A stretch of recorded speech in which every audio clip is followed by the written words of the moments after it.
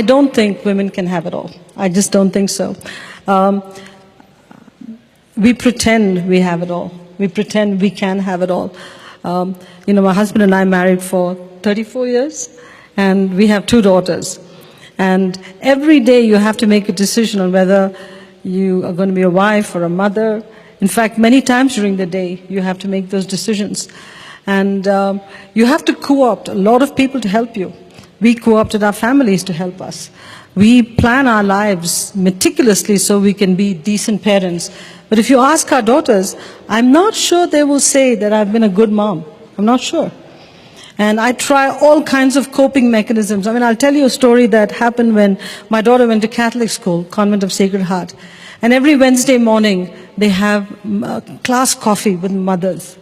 Class coffee with mothers for a working woman. How is it going to work? How am I going to take off 9 o'clock on Wednesday mornings to go for a class coffee? So I miss most class coffees. My daughter would come home and she'll say, list of all the mothers that were there, and you were not their mom. First few times I would die with guilt. But I developed coping mechanisms. I called the school and I said, give me a list of mothers who were not there. So when she came home in the evening, she'd say, you were not there, you were not there. I said, Mrs. Rag wasn't there, Mrs. So-and-so wasn't there. So I'm not the only bad mother. You have to cope because you die with guilt. You just die with guilt. My observation, David, is that the biological clock and the career clock are in total conflict with each other. Total, complete conflict. When you have to have kids, you have to build your career. Just as you're rising to middle management, your kids need you because they're teenagers, they need you for the teenage years. And that's the time your husband becomes a teenager too. So he needs you. Sorry.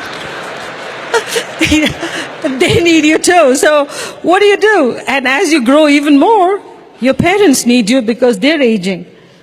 So we're screwed. We cannot have it all. But you know what? Coping mechanisms. Train people at work.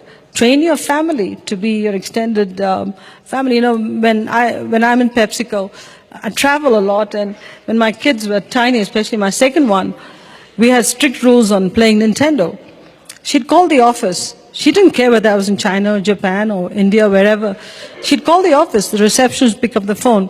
Can I speak to my mommy? Everybody knows if somebody says, can I speak to mommy, it's my daughter. So she'd say, yes, Tara, what can I do for you? I want to play Nintendo. And the receptionist has a set of questions. Have you finished your homework? You see, I say this because that's what it takes. She goes through the questions and she says, okay, you can play Nintendo half an hour. But she leaves me a message. Tara called at 5. This is what the sequence of questions I went through. I've given her permission. So it's seamless parenting. But if you don't do that, I'm serious. If you don't develop mechanisms with your secretaries, with the extended office, with everybody around you, it cannot work. It can't. Motherhood, stay-at-home mothering was a full-time job. Being a CEO of a company is 3 full-time jobs rolled into one. How can you do justice to all? You can't. The person that hurts the most with this whole thing is your spouse. There's no question about it. Raj always says, your list is PepsiCo, PepsiCo, PepsiCo, your 2 kids, our 2 kids, your mom, and then in the bottom of the list is me. There are 2 ways to look at it. You should be happy you're on the list. So don't complain. Just don't complain. He is on the list, very much on the list. But,